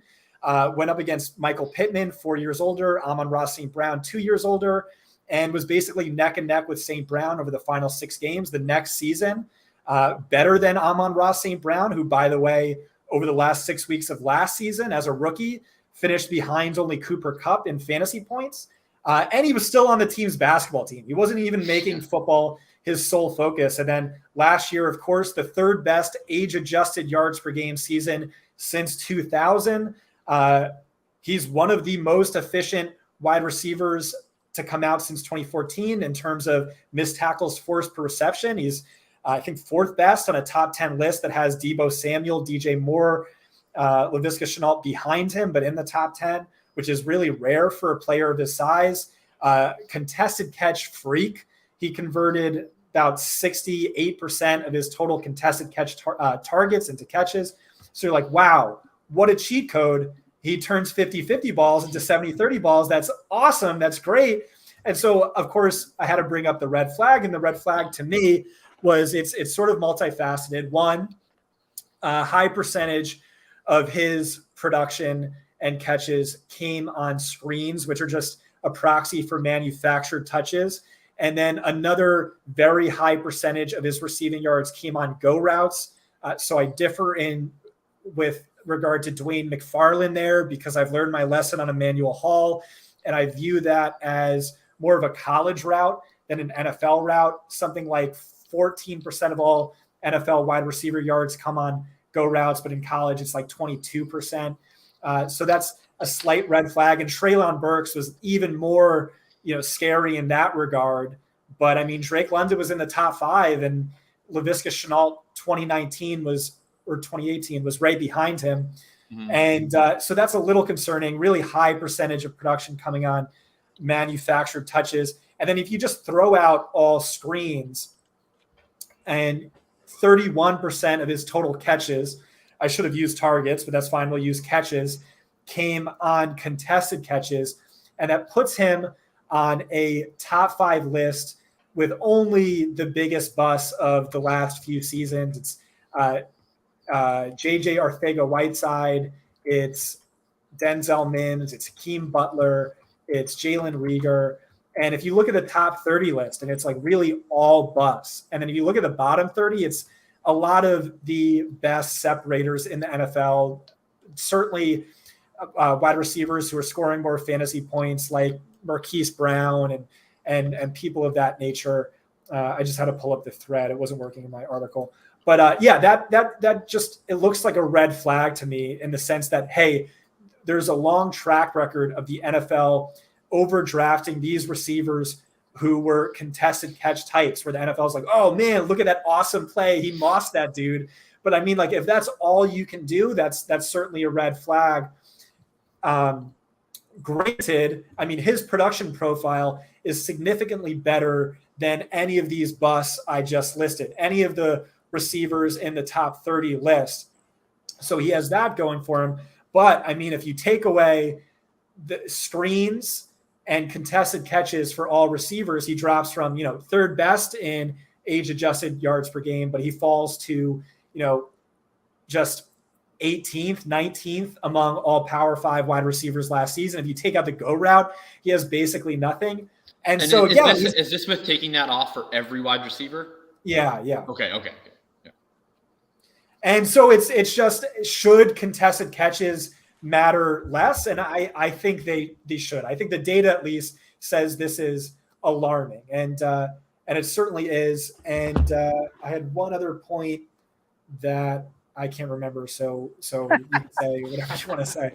Well, I feel bad for Dave if he wanted to debate. It's probably not that much of a debate. I mean, we both have the Scott wide receiver 1, so obviously it's exactly the polar ends of the spectrum. I think the bust rate on him is excessively high, and I'm high risk tolerance, like I said. But you also hear this with tape experts. Like Greg Cosell said, he thought Alec Pierce's tape was significantly better. He thought George Pickens massively better. But I'll talk to Mike Renner, who's like, he's the wide receiver one. He is he's DeAndre Hopkins 2.0. And I've never heard, but that's every prospect. I've never heard like more disagreement amongst the tape community than this year. Like the only guy that I've yet to really hear like a really bad tape take on is Garrett Wilson.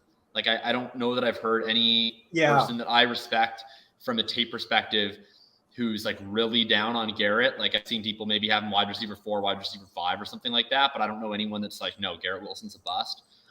Whereas I've heard that for pretty much every other good wide receiver in this class. There's like some tape person I respect who's very dubious of their chances to succeed, and then others who are extremely excited about their opportunity to succeed. Like I've seen people I respect who have London 1, Wilson 1, Olave 1, Burks 1, Williams 1. Like it seems like it's really all over the map. Reading your like article, I don't think that we actually disagree all that much about London. I think I had heard this like contested catch stat tossed around from a lot of different sources that had many more inflammatory takes on Drake London. And then I saw like yours blowing up, and I was at work and I was like, not this stat again. And I ended up getting very upset online. But like I said, I really did try to be like pretty fair in the commentary because there's like nothing I hate more than people who are just like, what an awful, shitty take, you shitty person. And I would just never do that because I think the thread that you posted was actually really interesting. I think my stance on the contested stuff is like, again, like I'm predisposed to just assuming that like any sort of descriptive metric doesn't matter until sort of proven beyond a shadow of a doubt. And I think that the contested catch stuff, I'm like pretty open to the idea that it's less translatable. I'm not sure by what measure. Like when people start getting to like judging stats where they're throwing out screens or throwing out contested catches, I'm like, well, it might matter less. It doesn't matter 0. Like I definitely don't think it's like I don't think that just throwing out the contested catches is the answer. Should they be counted at 100%, 80%, 60%? I'm not really sure. But ultimately what I come down to is that, like I think for those other prospects, the contested catch stuff was like probably just a descriptive reason why otherwise flawed prospects were flawed. Like Hakeem Butler went in round 4. So I feel like we probably should have never had any hopes for Hakeem Butler in the first place. JJ Arcega-Whiteside was a senior declare, late producing Pac-12 guy who went in round 2. I don't tend to draft senior declare, late producing guys. Tylen Wallace was another guy who was up on that list. Again, like a guy who produced well. To me, like he's like the David Bell comp almost, where like he looks really good from a production standpoint, and then he tested really poorly. And I was like, oh shoot, this might not get drafted very highly. And then the NFL said, hey, sorry about your spreadsheet, but Tylen Wallace sucks. And it was like, okay, I guess he sucks. And that's just not going to happen with Drake London. Like he's going to go in round 1. He's either going to go first receiver off the board or probably within the top 3 receivers off the board. So he's got to do something else right.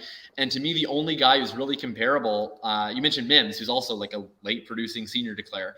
And the only guy who's, Rager's profile is a little better than those guys, but he had some other issues. And like I thought he had a better profile than Mims and J-Jaw, but he certainly had other issues going on. The only guy who I would say like had a legitimately sterling profile with a major contested catch red flag who sucked is N'Keal Harry. But I guess what it comes down to is that I would just draft N'Keal Harry again because that's like the exact profile that I want. And if you're telling me I can draft N'Keal Harry's profile again, like I would just happily do it because I don't think that like the answer to everything that doesn't work out is that it was always foreseeable. I think we have to know that like sometimes good prospects don't pan out. I'm interested why you think N'Keal Harry was a bad prospect. I definitely disagree with that. I think he was actually a really good prospect, but I think that London also is. And I think in general, like I have my own like film takes because I just enjoy watching the guy play. I don't really rate those highly. I'm not a film guy, but ultimately I think that when you look at his profile, he's so far above the threshold that like you mentioned, like even if you do scale down his contested stuff, if you scale down his screen stuff, which I think I'm okay scaling down to a point, maybe he doesn't look otherworldly dominant, but he's still hitting all the thresholds we need. So I really don't have many concerns with Drake London. I think like it's possible that he's not a superstar, but I don't think that his bust risk is excessively high. I think his like worst case scenario is easily like a Mike Williams. Yeah, it's funny that the 2 people who have him as the wide receiver 1 were the debating ones here. Tom, I don't know where he ranks for you, but I think I'm the only one who doesn't have him wide receiver 1 just because I prefer Jameson Williams. But like He's all 2 this for me. Yeah, who's your 1? Wilson. All right. I think that's completely fair. But like all of it comes down to, and the main reason I want to jump in real quick is I wanted to give Scott props because I think he vocalized what I've been trying to say about Drake London for the last couple of weeks, is that Drake London feels like the kind of guy that needs a lot of volume to produce at the next level. And I just don't view him as this like Devontae Adams level talent or like the DeAndre Hopkins level talent who's going to like he's just the guy. Like I don't view him as stepping on the field and in the NFL, he's the best player on the field. He's not going to be the funnel guy. Like that's yeah. completely understandable. That's why I've always pushed back on the Drake London thing. But I agree wholeheartedly. I think he's a good player, and it's funny. I don't think his ceiling is that high, but I think his floor is huge. I guess to the extent that I think like anyone's a funnel guy, isn't it? The guy with like a 40% target share. I don't know that I would expect any wide receiver in this class or any class to be DeAndre Hopkins. But to me, if anyone in this class is going to come out and dominate massive target shares, it's the guy who dominated massive target shares. Sorry, Billy, go ahead. No, I'll let you go. I mean, there isn't much I can say to. I don't view Drake London as that guy. He doesn't seem like the kind of guy that's going to be better than, in my opinion, the bulk of. I mean, every team in the league right now is drafting a top end cornerback. Like it seems like that's the new arms race. Is a couple of years ago, the last 5 years, we've had this arms race to build up these wide receivers.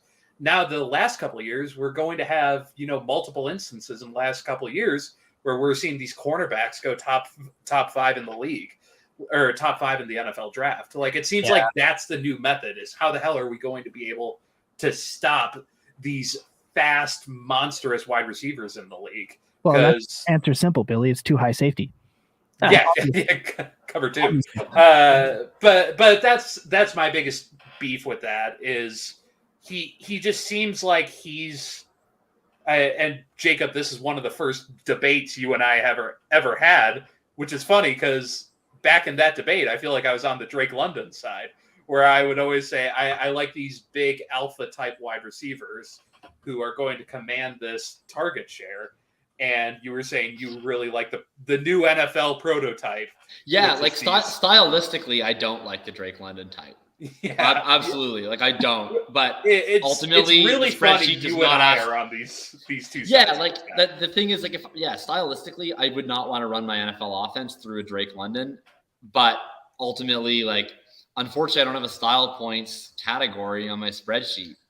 So I'm guided by the numbers, unfortunately. So you're telling me that the drip rankings come out when players change their number in visors? That's when the stylistic points get added to your ranks, not necessarily pre-draft? All right. Just wanted to clarify. Look, Jacob, I know you were saying that you had to go. Your guys' takes are so good that I don't want to interrupt you. But I have one more question for Scott. If you have time for that, I get it. If not, we can dip. But one more, the last question for Scott before we kind of wrap things up. I want to talk about, since we're not going to have time for the quarterbacks or really the prop bets, I want to talk about your RB7 of the class being Isaiah Spiller. So before Combine and everything that really came crashing down on poor Spiller, he was in talks with RB1 territory. And now it looks like he's just been shot out of a cannon and yeeted into the sun, except for real diehard quote-unquote film bros. How did he fall that far for you? Is it purely an athletic standpoint? Because I don't totally disagree with you. I just want to quickly run off your ranks for people that may not know at this point. But Brees Hall, Kenneth Walker, Brian Robinson at 3, which I actually really like. Rashad White at 4, Damian Pierce 5, Tyler. Oh God, I screw this up all the time. Tyler Algier, and Isaiah Spiller. How did Spiller end up at 7 in your process? Yeah, that was easy. My production model hated him. My athleticism model hated him even more. And I was going to watch him on tape like I try and do with every prospect. And instead I talked to Grant Barfield, who already spent hours watching and recording every single one of his touches. And he said, I have Isaiah Spiller at RB8. And I was like, all right, that's good for me. Enough for me. I don't need to watch him now. I trust you. So I'm just of the opinion he stinks. I did want to just tie a bow on the Drake London thing. Again, just to reiterate, his profile was screens, contested catches, and goes. You're going to run the go route or be at least half as productive in the NFL as you were in college. Screens, you're not going to be getting that because you're competing against like real NFL caliber wide receivers who get open. And then contested catches, again, if that is your game, that can be viewed as a red flag, and maybe it should. A lot of people pointed out that maybe that's due to an inaccurate quarterback. PFF's numbers say that's just not true. It was far more the case for Alec Pierce than it was for him. But to tie a bow on it, I watched the tape, and I watched it right after I watched Treylon Burks, and it was like watching Geely 2 and The Godfather 2 back to back. I loved his tape. And my guy Brett Whitefield watched every single target. He said, dude, PFF's numbers are just wrong. I counted 9 contested catches. And remember, for PFF, it was 31% of non-screens. And they ended up actually adjusting that again. I think they took out like 5 contested catches. So at the end of the day, love the tape. And I'm rooting hardcore for him as wide receiver 1. I love London's tape so much. I never give It's takes because people don't care about my tape takes, and I don't even care about my tape takes. Like I don't even like value it in my rankings. But if I had more time, I would just like gush about how I can see his rebounding skills on display and how he's setting up his routes. And I think he's a really, really intelligent player. Perfect landing spot. I think the guy Thomas hates. Zach Wilson. That's exactly what I've been saying all year. Because Zach Wilson don't give a fuck. Well, hold on. And USC wide receivers have amazing improvisational ability, which is like perfect for Zach Wilson's skill set. Improv, escaping the pocket, eluding pressure, and then just chucking it up with that big arm. Oh, would love it. Just for the record, my second highest watched video at almost 23,000 views was about Zach Wilson. So I don't. How much you hate him? It was not that actually. It was actually his highlights. So there you go. It was his highlights from the preseason when he was like Daniel Jonesing it up. Going across, which I was really hoping would stay a thing. Isaiah Spiller sucks so much in your model that he just got yeeted in favor of more Drake London conversation. That's right. I think that's a staple. I can't believe I'm the high guy on Spiller. Do you know, like, you how are. much pain this brings me to be like the guy who's like riding for a 4'6" inefficient, shitty running back? I don't want that to be my life. I mean, you are the leader of the Tyler Boyd fan club. I hate these guys. Like Isaiah Spiller is everything that I despise. But what I don't understand is just, like, I don't know. At the end of the day, he's large. He catches passes, and he's going to get draft capital. And to me, that's like 80% of the battle in terms of a running back's ability to maintain value. And so I'm probably going to draft Spiller. Like, I don't like him.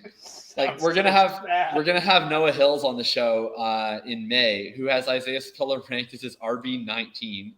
Granted, like he is not like doing like fantasy ranks. He's just saying like this is literally just how I think these guys are, and he hates Spiller so much. I can't wait for that. But like, I mean, I agree with everything you said, Scott. Like I think Spiller's probably ass. Like I looked at Graham's yards created. It tells me that Spiller's total ass. I look at Noah Hills' box-adjusted efficiency ratings, which tells me that Spiller is like historically unproductive compared to his teammates. I can't wait for us to have the Devin Akane debates next year because he's like 180 pounds. And then I don't know. He's big and strong and catches some passes, and I feel like I don't know. Like, is he that? What is Brian Robinson that much better than Isaiah Spiller? No. So I mean, my model says so. My model has the same bias I do, which is like my running back draft strategy, especially in Dynasty, is I'm bell cow or bust. I want high-end running backs who dominate touches, share of touches, and specifically are involved in both the running and the passing game. And so the model has a massive bias towards that. It really liked Robinson's 1 year. And so that's my RB3. What Spiller lacked was he didn't have anything going for him. What's really predictive for pass catching success at the NFL level is not raw receptions, but missed tackles forced per reception. And Spiller really didn't have that. He didn't wow in any. I'm not sure that he's ever efficiency broken metric. a tackle, actually. He's never broken a tackle. He's I know he Chris Olave. has, but I honestly am unsure. Based on the metrics that I've viewed, it seems as if he has a Zach Ertzian level of elusiveness. Yeah, him and Chris Olave, both. Hey, Zach Ertz was tight end 5 last year. Hey, right. Hey, he just needs to convert to tight end along with Hakeem Butler and some of these other, maybe Drake London in 3 years. He's got the Kyle Juszczyk shimmy. That's what I'm hearing. Which is I really hope that Spiller goes in round 4, because it would be lovely to not have to think about him. But all I'm hearing in draft Twitter buzz is that he's going to go higher than people think, because people still like him. I don't know. I don't like him, but I'm round 3 at running back. Scott asked me before about wide receiver, and he was like, how much will your rankings look like draft capital? And I would say that they don't very much at wide receiver. I mean, they do, because draft capital is good, but I'm not I would say they're much closer to just looking like draft capital at running back, because running back massive.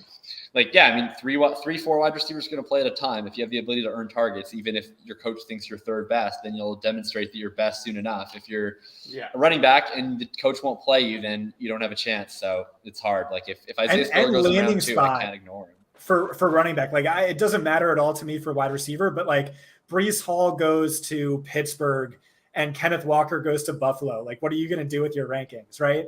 That'll never happen, but.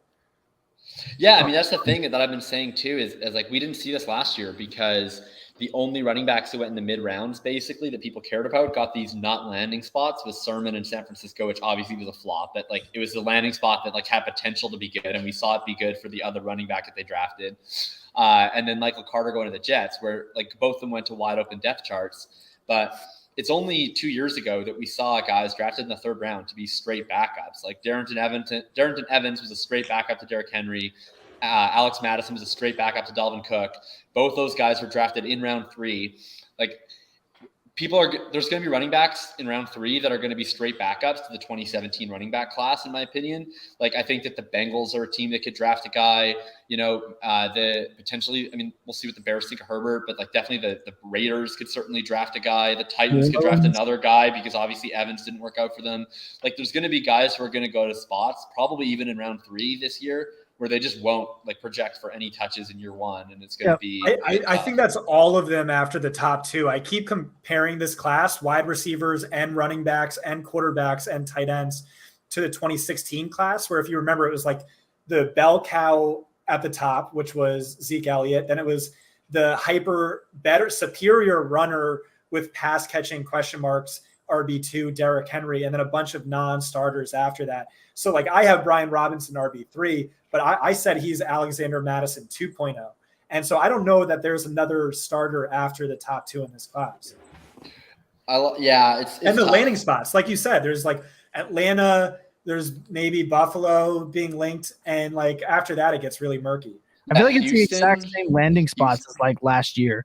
But I think a guy like Spiller could end up as an NFL team loves that they can put him out there for a pass protection, give him a carry up the middle, and maybe throw a ball to him while their running back potentially serves a 6-game suspension, because I think Spiller actually ends up in New Orleans.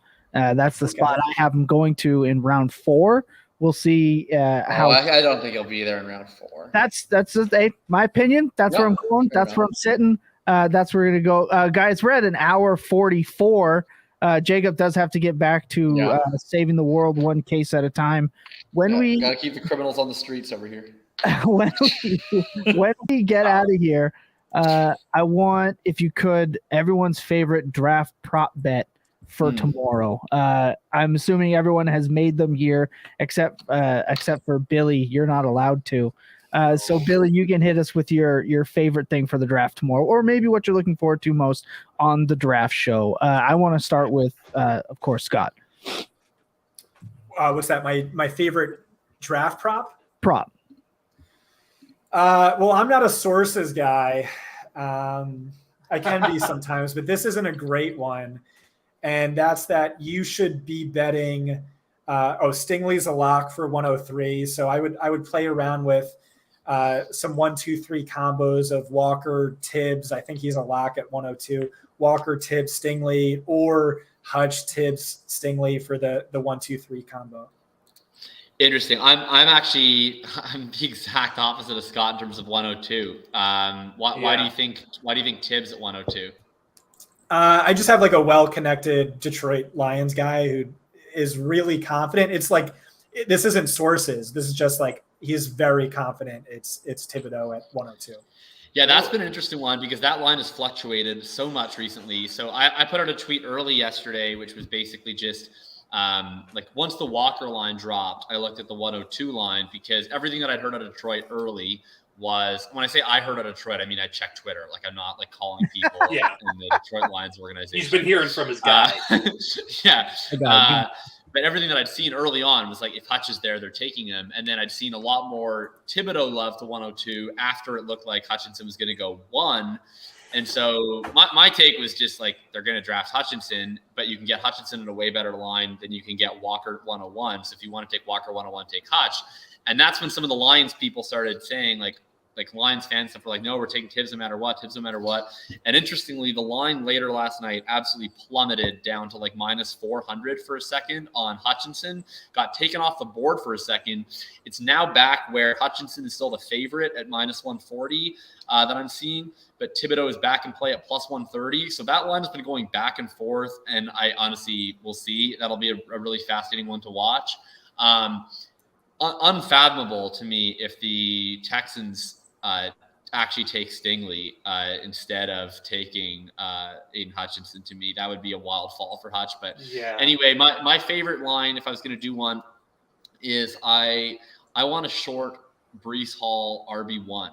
So I love Breece Hall. He's obviously my RB1 in fantasy and by a very large margin. My take is that what he does so well in fantasy is just provide marginal utility in all aspects of the game that allows us to get fantasy value out of it. But I still think a team like an NFL team could potentially still take Spiller as the first guy off the board. And then I think more likely would be that they would take Kenneth Walker as the first guy off the board. I think Hall is the only one with a realistic chance to go round 1 if he goes to Buffalo, just based on his ability to have an all-purpose skill set. But I think if teams start drafting for a role in round 2 and they're open to drafting a guy that's going to be part of a committee, they might see, okay, Walker's the better rusher than Spiller or than Hall. And we're going to add a pass catcher. We can sign Jerick McKinnon or Justin Jackson or whoever else for free, and that'll end up being a better combination. So I like Walker. I've seen him up to plus 300, plus 250 for RB1 off the board. And if you want to hedge a little bit on top of that, I wouldn't mind sprinkling in plus 1,500 on Spiller, which would send fantasy Twitter off of the ledge. It would send them definitely over the edge. Billy, your favorite thing you're looking forward to for the show tomorrow? I'll go ahead and list the props that I pulled out. I obviously can't put anything on them, but it's fun to look at on DraftKings. But to pay out some actually like fun money, I'm still in on Kenny Pickett at 6 to the Panthers. That's been fluctuating a lot, but I still really like the idea of them taking a quarterback, and I don't think it's going to be Malik Willis there. So Kenny Pickett at plus 500 to the Panthers feels like that's just a good bet to potentially make some money on. And then number 8 right now to the Falcons. I love Garrett Wilson plus 250 to the Falcons at number 8. So I'd be taking that one. I'm hearing it's either Wilson or London for them. Maybe slightly into London, but it's one of those two. Yeah, and Chris Olave at 11. Or if not there, Chargers at 17. What's the one? Atlanta right now, by the way, plus 300 I'm seeing on Wilson, plus 350 on Jameson, plus 400 on London. So interestingly, I have one ask for Scott because you're so connected. I'm not. It's fascinating. The source I'm using right now also told me the Bengals were divided on Sewell and Chase at this time last year. So maybe they were divided. We don't know. One of them won. Question for you. It's super weird to me that Atlanta and Seattle have not been like pumping out as many leaks as humanly possible that they're going to take a quarterback. Because to me, if I'm Atlanta or Seattle, I'm telling everyone who will listen that I'm taking a quarterback at 8 or 9. either I want a team to trade up with me, or I want a team to trade up in front of me, take a quarterback, and push one more guy that I want down the board a slot. I'm starting to get galaxy brain. It makes such little sense for these teams not to be leaking they want a quarterback unless they actually want a quarterback. Do you think that they could take a quarterback at 8 or 9? Yeah, so I think that's really smart. And I think that's specifically too smart for the Seahawks front office, like we talked about earlier. I think they don't want to do that because they don't want to run the risk of giving away the player who they love. Remember, Seahawks Twitter probably loves this amazing guy who's going to be an all-pro every year of his career. They want the guy who checks all of their boxes, and their boxes are old, small school, attended the Senior Bowl, didn't necessarily stand out at the Senior Bowl, but he just attended it, and that's Penning, the offensive lineman. So they're just praying he falls to them, and they get to overpick him by maybe a full round. I will give Jacob props. Malik Willis plus 1,200 to the Seahawks. Feels like that would be awesome. That would legitimately be so sick. That's a fun one to look at. Can I get odds on Seattle to take? What are the odds on Seattle to take Ritter? Because that's the one I actually think is going to happen. Plus 5,000. I'm hearing not Tennessee. 9. Like, I'm hearing Tennessee really likes Ritter. So can I get Ritter like just to Seattle at any time? Is so that something I can get? I don't know how to look that up. I don't use because I think they're going to use 40 and 41 to trade into the first and get Ritter. If I may, please. My two favorite prop bets. I am on Bet365. It's Canadian. It's available to Canadians all over, whereas sites like FanDuel's Ontario only. Because can I bet it, or is it only Canadians? I didn't mean it's only for Canadians. It's most readily available to Canadians for anyone listening that wants to bet. But Bet365, I have my two top bets here is Pittsburgh Steelers getting Willis. That's at it shows plus 200, so I put quite a bit on that. So it's definitely a favorite there. And then I actually did put at plus 900 a Ritter to the Seahawks. Those are my two favorite bets that I feel very confident, whether it's drafting him way too freaking high or trading back in, like Jacob had mentioned. That is my favorite, and I think it's about that time, everybody, for us to get on out of here. So, gentlemen, one more for anything you have coming out or you're ready to come out for tomorrow, let people know. And of course, for people that don't know, let them know where you're from and where they can find you. Scott, floor is yours. Yeah, I would just say I would like you guys to have me on again next season, maybe about this time. I really enjoyed the debates with Jacob that I think just came down to I don't think I value non-early declare status as much. I don't think I value breakout age, or we have different thresholds, or really I just think my model encapsulates that in other ways. But of course, again, age-adjusted stuff is doing the heavy lifting. So I'm excited to I would like to reconvene again next year and see how all of this played out, particularly Skye Moore at wide receiver 4 versus wide receiver 10. So I really enjoyed this. I think it was a lot of fun. If you want to check out my stuff, you know where to follow me. And thanks for having me, guys. Means a lot. Big time. 100% means a lot. Thank you. Billy?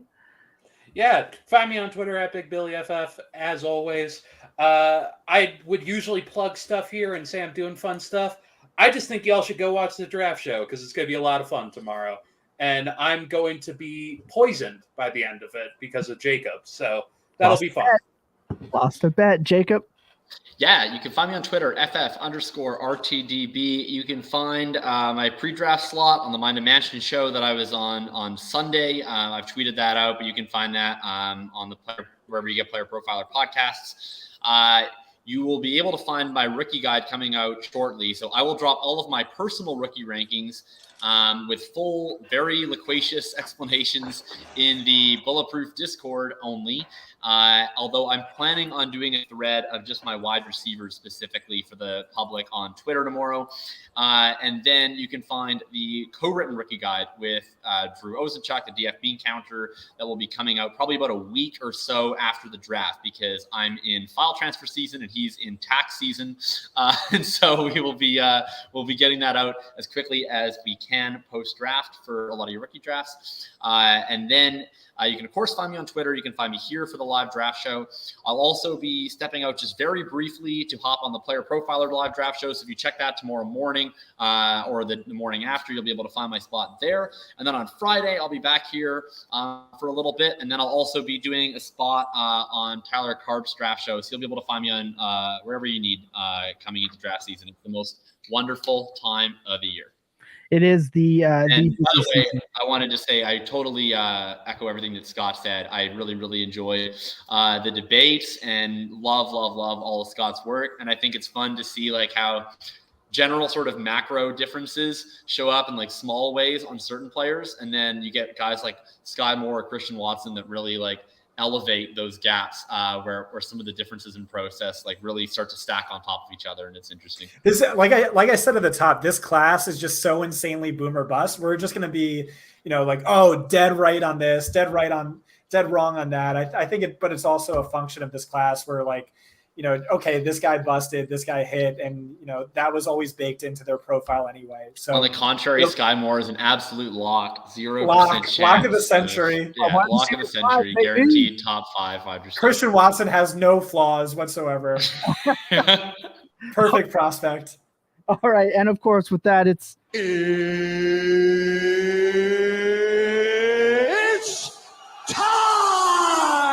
It's time to wrap up the show here today. Look, we're going into Vegas. Of course, we had to get Mr. Buffer in here to help us along the way. I, of course, am your host with most time in his hands, Thomas Simple FF. You can find me over there on the Bird app doing all things behind the microphone. You can catch me there with Dynasty Vipers. You can now catch us, of course, with the True North Fantasy Football website. That our page launches on that tomorrow morning. Can't wait. The guest tomorrow, unbelievably stacked like it was last year. I think we got 23 this year.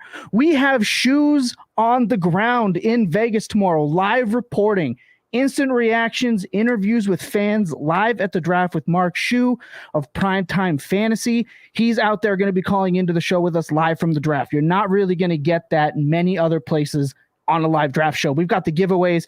We've got everything we can possibly give you. And, of course, we're back for another one. On Friday, we're doing round 2 as well. I cannot wait. It's going to be great. And don't forget, June 7th, we have the man himself, JJ Zacharyson, joining us right here on this program. Cannot wait. I'm just excited for all the content. I want to say thank you to everyone that has helped us get to this point, all of our guests, including yourself, Scott, leading up to this draft process. You can go and catch all of those shows on the way back. I just want to remind everyone real quick. There's a fight going on out there, gentlemen. Why don't you get in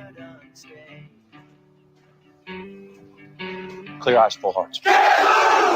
And I want everyone to remember that your best days, goddamn, they're all spent tilting. Good night, everybody. Enjoy and bless.